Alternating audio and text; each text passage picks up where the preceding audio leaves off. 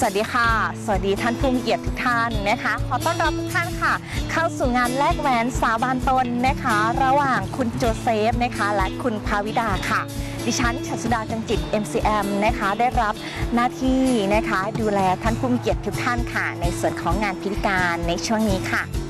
Good evening, ladies and gentlemen, distinguished guests. My name is Chatsuda Jongjit. You can call me MCM.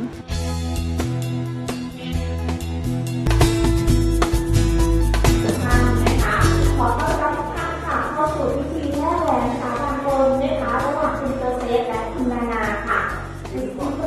Ladies and gentlemen, distinguished guests, welcome everyone ค่ะและตอนนี้เชื่อว่าท่านผู้มีเกียรติหลายท่านค่ะก็พร้อมแล้วนะคะที่จะเจอกับผู้บ่าวสาวเพื่อที่เสียงที่บนเวทีแห่งนี้นะคะเพราะฉะนั้นค่ะขอเสียงปรบมือในการต้อนรับเจ้าบ่าวของเราด้วยค่ะที่ที่เราได้รอคอยกว่าจะรู้ค่ะขอเสียงปรบมือในการต้อนรับเจ้าสาว